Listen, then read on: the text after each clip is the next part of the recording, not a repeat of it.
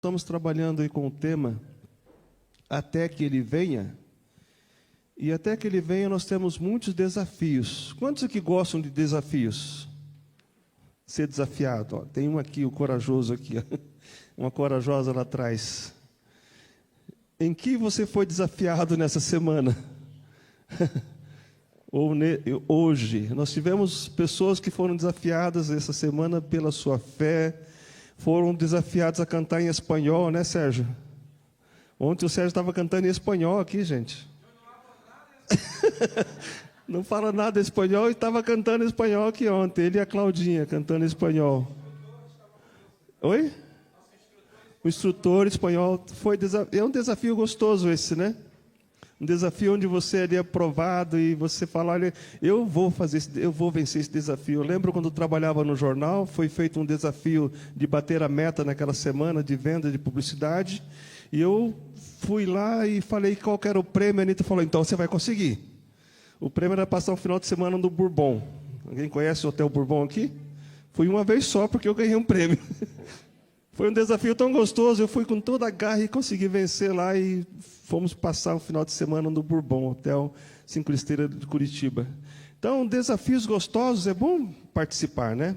Mas aqueles desafios que desafiam a nossa mente, a nossa índole, o nosso caráter, a nossa honestidade, o seu temperamento. Alguém já desafiou você no temperamento? Não provoque, porque eu estou... Tem pessoas que são desafiadas no temperamento. E quando você é desafiado, você consegue ser ponderado, calmo? Oi? Só em Deus mesmo. Então, tem desafios que desafiam a nossa índole, o nosso caráter, o nosso temperamento, que são difíceis de conseguir vencer. E nós estamos falando aqui sobre as bem-aventuranças de Jesus Cristo. Vamos falar hoje, até que Ele venha... Vamos viver firmados nas suas bem-aventuranças. E a palavra de Deus está repleta de desafios pessoais. E entre esses desafios pessoais surgem as bem-aventuranças de Jesus Cristo. E tudo que nós encaramos, uma verdade que eu coloquei aqui, tudo que encaramos como desafio, significa que estamos lutando para conseguir. Você ainda não conseguiu, é um desafio. Se vai vencer essa prova, então você está lutando para conseguir. Desafio de liderança, né, Andressa? Né? Trabalhar com o Ministério de Mulheres tem sido um grande desafio. Deus tem te capacitado. Então, são desafios que nós enfrentamos. E tudo aquilo que você encara como desafio, significa que você está lutando para conseguir. Aquilo que você faz naturalmente, já não é mais um desafio. Semana passada, no culto de missões, a Val desafiou aqui algumas pessoas a pegarem o cartãozinho, né, com um valor específico e multiplicar aquele cartão baseado na parábola que foi escrita por Jesus Cristo, né, daquele senhor que saiu e deixou um valor para cada seu servo, né? E eu até falei para ela, no final alguém vai chegar para você e vai devolver o mesmo valor. Não é isso que vai acontecer, né? Então, nesse desafio, eu fiquei olhando para a Anitta e a Anitta olhando para mim. Eu sabia que ela ia pegar esse desafio. E eu já até sabia que ela ia fazer. E ela fez e ela está conseguindo vencer esse desafio. Para ela não é desafio cozinhar, fazer os doces, fazer os bolos, mas eu orei para que ela aceitasse esse desafio, ela aceitou e graças a Deus está tendo um bom resultado. Então, desafios assim é muito bom. Mas quando falamos das bem-aventuranças, as bem-aventuranças é um desafio do nosso Senhor Jesus Cristo para todos nós. E eu faço algumas perguntas. Será que essas bem-aventuranças de Jesus, escritas naquela época, é somente para aquela época? Ou pode ser aplicado ainda hoje? Pode ser aplicado ainda hoje? Sim ou não? Sim. As bem-aventuranças, ela transcende, ela vai para todo o tempo. Será que ainda hoje podemos encontrar na vida dos seus seguidores as qualidades da bem-aventurança? Lá em Mateus capítulo 5, abra sua Bíblia em Mateus capítulo 5. Como entender e aplicar na minha vida as bem-aventuranças? Se nós olharmos para a Bíblia, nós vamos compreender o significado da bem-aventurança. Eu coloquei ali o significado da bem-aventurança na projeção. Pode passar, fazendo um favor? Mais um slide. Bem-aventurado significa abençoado, muito feliz, agraciado, aquele que será recompensado. Esse é o significado de bem-aventurado. Agora, essas palavras de bem-aventurado foi característica, foi exclusividade do Senhor Jesus Cristo? Só Ele falou de bem-aventurança? Não. Se você olhar, não vamos colocar na projeção, mas no Salmo capítulo 1, versículo 1 e 2, diz: bem-aventurado o homem que não anda segundo o conselho dos ímpios. O salmista falou, bem-aventurado, ou seja, feliz, abençoado, afortunado, agraciado o homem que não anda segundo o conselho dos ímpios. No Salmo 32, 1, ele diz, bem-aventurado aquele cuja iniquidade é perdoada, cujo pecado é coberto. Feliz é aquele cuja iniquidade é perdoada. Você já teve a sua iniquidade perdoada? Você é um bem-aventurado. Você é um feliz. No Salmo 40, versículo 4, diz, bem-aventurado o homem que põe no Senhor a sua confiança. Seremos felizes quando nós colocamos a confiança no Senhor, não em pessoas e coisas. O Salmo 128, versículo 1 diz, bem-aventurado aquele que teme ao Senhor e anda nos seus caminhos. Amém? Então, bem-aventurança, a palavra conjunta, bem-aventurado, não foi exclusividade de Jesus Cristo. Já estava desde o Antigo Testamento, principalmente nos Salmos, nós lemos isso também. E cada bem-aventurança de Jesus, nós vamos agora colocar essa bem-aventurança de Jesus Cristo, ela consiste de duas partes. Uma condição e um resultado. Vamos ler juntos a próxima projeção. A primeira bem-aventurança de Cristo, em Mateus 5, versículo 3. Vamos ler juntos? Vamos lá? Bem-aventurados os humildes de espírito, porque deles é o reino dos céus. Existe ali uma condição, existe também ali uma recompensa. Bem-aventurados os humildes de espírito, porque deles é o reino dos céus. E que humilde de espírito é esse que Cristo estava falando? Será que estava falando de humilde, de pobre de espírito, pobreza literal, financeiramente falando? Porque lá em Lucas capítulo 6, versículo 20, ele diz, bem-aventurados os pobres, porque vosso é o reino de Deus. Não estava falando aqui de uma pobreza literal, pobreza financeira, mas está falando aqui de uma pobreza de espírito. Bem-aventurados os humildes, os pobres de espírito. E pensando nisso, a primeira condição para que uma pessoa possa receber Cristo como Salvador é crer. Amém? Cremos em Cristo como nosso Salvador. E só creem verdadeiramente em Cristo aqueles que forem orgulhosos, soberbos. Não. Você nunca vai ver uma pessoa orgulhosa, soberba, crendo em Cristo como Salvador. Só pode crer em Cristo, receber a salvação, aqueles que forem humildes de espírito. Então, a primeira condição é crer, mas só crê em Cristo aqueles que são humildes de espírito, reconhecem a sua fraqueza, a sua humildade diante de Deus. Em nossa sociedade, nós podemos reconhecer as pessoas pelo que elas têm, pelo que elas são e pelo que elas podem fazer. Geralmente essas pessoas são mais valorizadas na sociedade.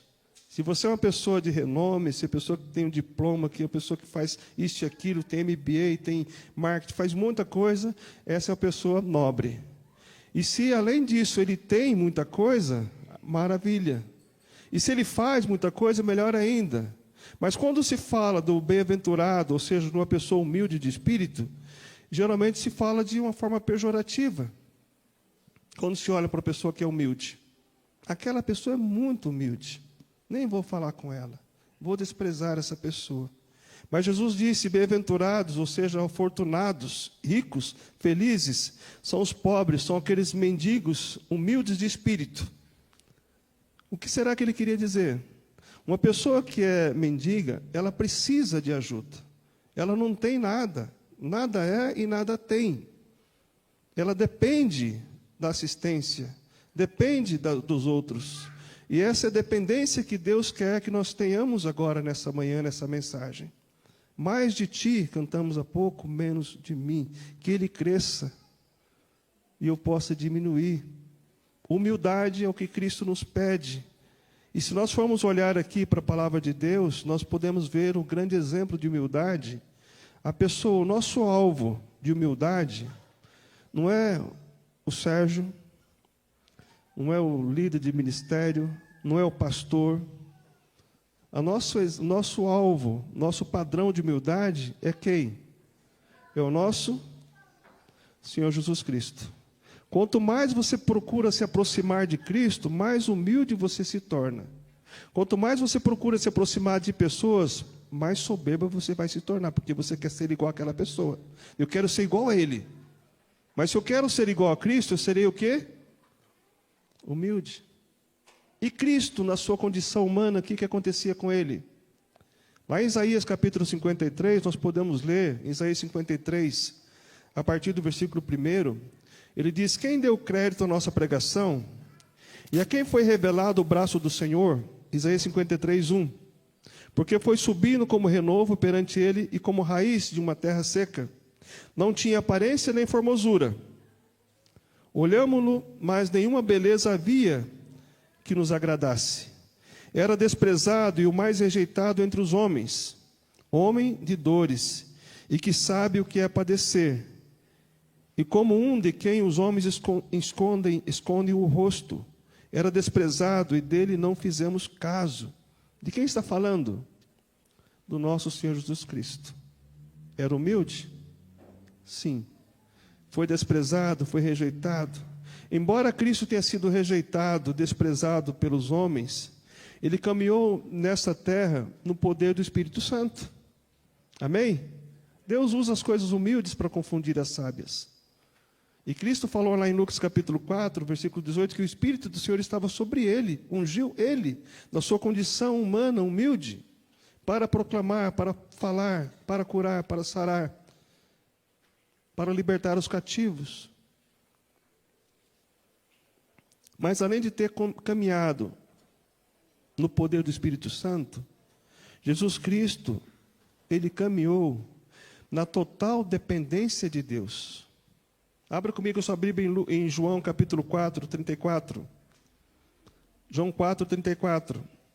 Ele disse: a minha comida é fazer eu a vontade daquele que me enviou e completar a sua obra. João 4, 34. Então, Jesus Cristo veio para fazer não a sua vontade humana, na condição humana, mas fazer a vontade do Pai. Mais à frente um pouquinho, João 6, 38, se você está comigo aí na sua Bíblia, olha só, ele diz: porque eu desci do céu, não para fazer a minha vontade, mas a vontade daquele que me enviou. Qual vontade temos feito?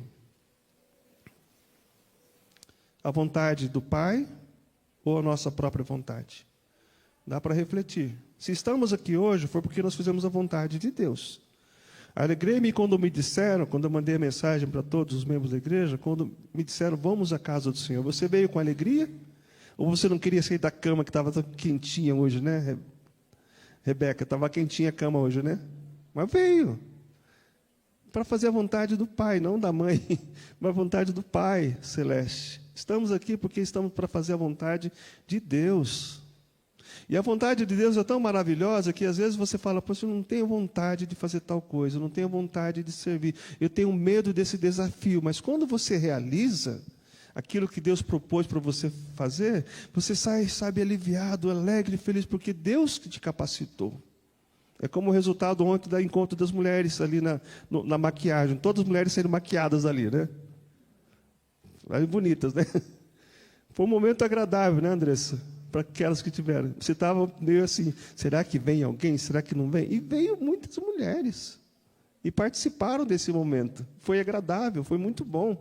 Então, quando você faz para Deus, mesmo com sacrifício, Deus, ele honra o seu esforço.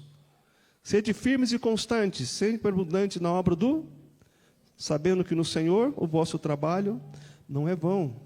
Então, isso tudo nos enche de alegria, porque Jesus Cristo é o nosso maior exemplo de humildade, porque ele viveu no poder do Espírito Santo, e ele caminhou também na dependência de Deus. E o que destacava na pessoa de Cristo não era sua aparência física, porque o texto de Isaías fala que ele era desprezado. As pessoas olhavam para ele e tinham desprezo. Mas o que destacava em Cristo eram suas palavras, era o seu sentimento, era também o que as suas atitudes. O sentimento que habitava no coração de Cristo era o nobre. As suas palavras eram palavras nobres. E também as suas atitudes eram muito mais que nobres também. Por isso eu disse agora há pouco que se você quer ter um alvo de humildade, não é a pessoa que está do nosso lado que devemos imitar, mas é Cristo. Paulo falava: sede meus imitadores, como eu sou de Cristo. Aquilo que Paulo tinha, que não era imitação de Cristo, deveria ser rejeitado. E o que Cristo falou em Mateus capítulo 11, 29? Ele toma para si essa palavra. Ninguém pode falar essa palavra para si. Diz assim: tomai sobre vós, Mateus 11, 29. Tomai sobre vós o meu jugo e aprendei de mim, porque eu sou manso e humilde de coração, e achareis descanso para a vossa alma.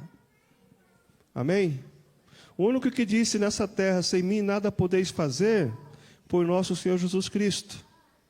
Então aqui Cristo é o maior exemplo de humildade. Tomai sobre vós o meu jugo, ou seja, aquilo que eu exijo de você não é pesado demais. Aprenda de mim, ou seja, as minhas atitudes você deve copiar. Porque eu sou manso e humilde de coração, e achareis descanso. Nós não achamos descanso hoje para a nossa alma, porque nós buscamos aprender de outras pessoas, nós buscamos estar sob o jugo de outras pessoas também.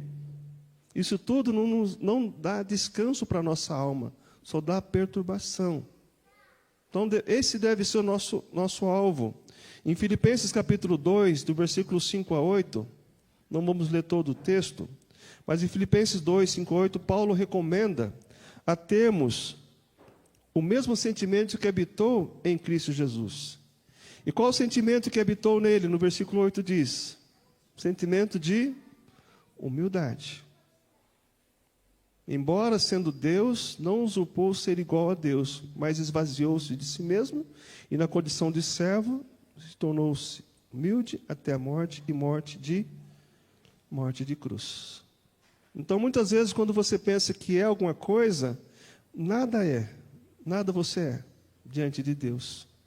Se você tem uma função, seja em qual área for, pense, o seu patrão é Deus, a quem você deve prestar conta é o nosso Deus. Ele está superior, eu nada sou. Tem pessoas que recebem um cargo e já falam: agora eu tenho essa função, agora eu sou o tal. Não. São duas formas de você provar o caráter de uma pessoa. Eu já falei aqui na igreja. É você dar poder para ela e você tirar o poder dela. Quando você dá poder, você vai entender se aquela pessoa está pisando nas outras pessoas, ou se ela está agindo com humildade. Eu me lembro quando eu assumi o ministério nessa igreja aqui como pastor, em 2010, 2 semanas seguintes nós tínhamos um evento no salão social e estava lá o Faustino carregando cadeira. Naquela época eu conseguia carregar 4 cadeiras. Hoje só 3 e olha lá. Estou conseguindo 4, de um lado. Aí a pessoa chegou: pastor, mas você não precisa fazer isso, pastor, deixa para os outros. Por que eu não posso fazer isso?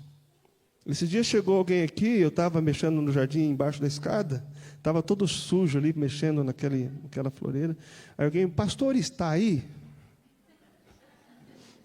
Imaginei eu ali, a paisana. Eu falei: espera um pouquinho. Pois não. Aquele que quer ser líder, que seja o primeiro que sirva. Dê o exemplo. Então, Cristo, ele fez isso. Lá em João capítulo 13, versículo 1 a 14, nós podemos ver aqui o ato de humildade de Cristo. Ele, como ato de humildade, ele lavou os pés dos seus discípulos, de todos eles que estavam ali com ele. Pedro falou: não somente os pés, Senhor, todo o corpo.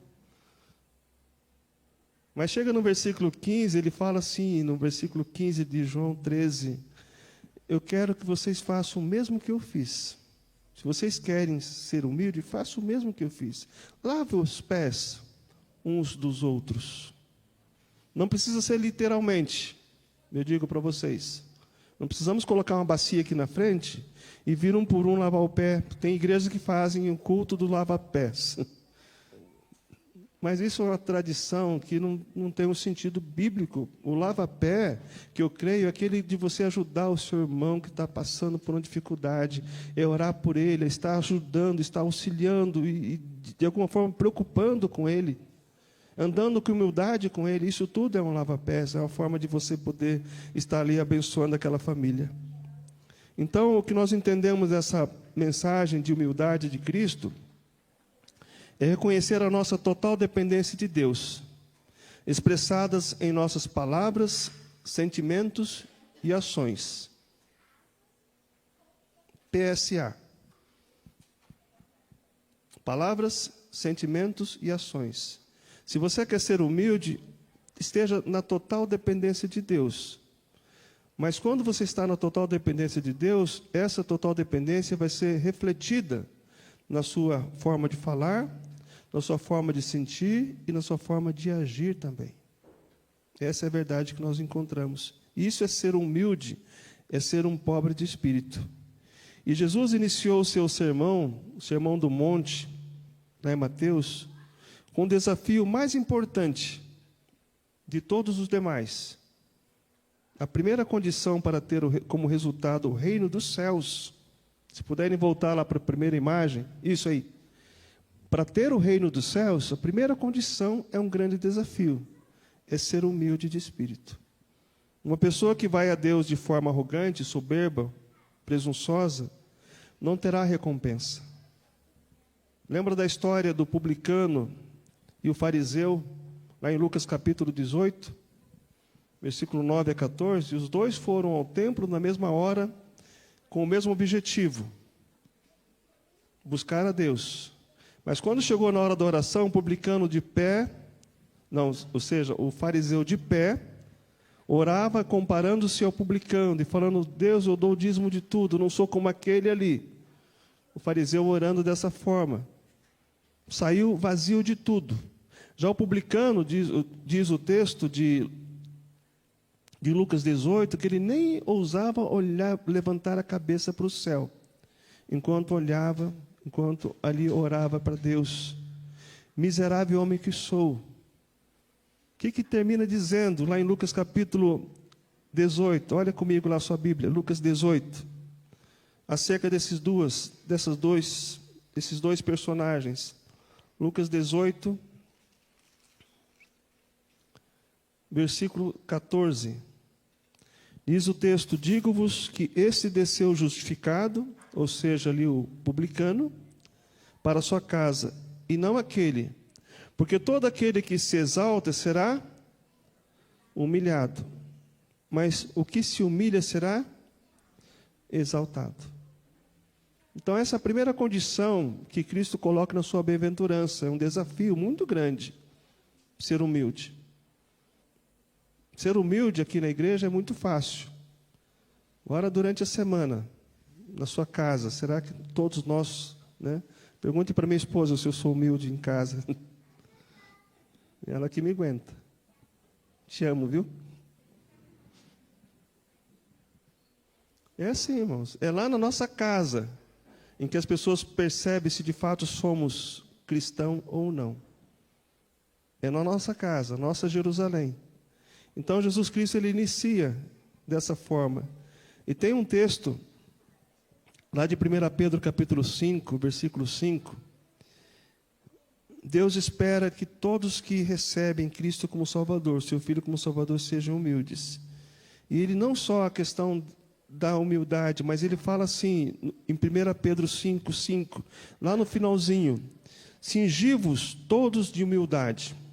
Aqui está falando de todos, não somente dos jovens, porque o texto está falando dos jovens. Cingi-vos todos de humildade, porque Deus resiste aos soberbos. Contudo, aos humildes concede o quê? A sua graça. Então, nosso alvo, concluindo essa reflexão, nosso alvo é Cristo. Até coloquei na projeção mais uma imagem, se vocês puderem colocar. Quanto mais nos aproximarmos de Cristo, Quanto mais buscarmos ser semelhantes a Ele em nossas palavras, sentimentos e atitudes, quanto mais dependentes de Deus formos, mais humildes de espírito nos... Creio nessa palavra ou não? Nosso alvo é Cristo. Não são as pessoas, nosso alvo é Cristo. E se você vê Cristo nas pessoas, amém por isso. Sede meus imitadores, como eu sou de Cristo. E como igreja, a humildade não gera parcialidade. Creia como igreja. Filipenses capítulo 2, 3 e 4 fala: tenhamos o mesmo pensamento, o mesmo sentimento e a mesma ação. Nada façais por partidarismo ou vanglória, mas cada um considere o outro superior a si mesmo. Cada um não busque o proveito próprio, mas cada qual o do outro. Então, isso é a humildade dentro da igreja. A humildade não gera parcialidade. A humildade, conforme nós ouvimos na pregação do nosso irmão Tiago domingo passado, ela nos fortalece na caminhada com Cristo. Então somos codependentes, membros uns dos outros, fazendo parte da cabeça que é Cristo, nós somos codependentes. Uma mão não pode dizer, porque eu não sou pé, não faço parte do corpo. Todos nós temos ali a questão da unidade. Então, uma igreja que age com humildade, ela fortalece na caminhada cristã. Você crê nisso? E outra palavra que eu quero dizer para vocês aqui nessa manhã, que a humildade cria unidade no corpo de Cristo. Se nós não formos humildes na nossa caminhada com Cristo, não seremos unidos. Não haverá unidade. Eu quero terminar com uma ilustração aqui que eu vi essa semana de um pregador, lá em Pixo, até o seu Lucivaldo está acompanhando o culto. Ele estava falando sobre esse assunto. Eu quero convidar o Sérgio para vir aqui à frente. Sérgio, eu quero usar você aqui como... Vem aqui. A igreja é um corpo, amém? Pega aqui no meu braço. Aí. Igreja é um corpo. Unidos, somos corpo, assim bem ajustados, totalmente ligados, unidos no Senhor. Cantamos isso, amém? Mas andarão dois juntos se não houver acordo? Amós fala isso, né? Imagine o Sérgio aqui com humildade e eu com soberba. Será que nós vamos caminhar junto? Será que vamos caminhar? Vamos? Eu vou tentar puxar ele para um lado e ele vai tentar puxar para o outro. Não dá para nós caminharmos como igreja se houver orgulho da parte dele e humildade da minha parte. Não há. Não tem como. A não ser que, de repente, eu possa... Olha, ó, ele distraiu um pouquinho, eu puxei. Né? Vamos caminhar junto, então. Eu puxei. É só que ele distraiu um pouquinho, né? Não pode fazer isso sem ajuda do profissional, né? Mas é assim que acontece. Às vezes você está andando com a pessoa orgulhosa dentro da igreja e você pensa que ele distrai um pouco, você tenta trazer ele para você, mas ele ainda está com orgulho no coração. Você tem que olhar, sabe, para quem? Para Cristo. E se nós estivermos juntos, unidos, vamos caminhar juntos, unidos, nós vamos fazer qualquer coisa na obra de Deus. Amém? Deus vai nos capacitar. Deus vai nos dar a vitória, estando unidos no mesmo pensamento, o mesmo sentimento e a mesma ação. Obrigado, Sérgio. Obrigado. Ele tentou me puxar aqui, vocês viram?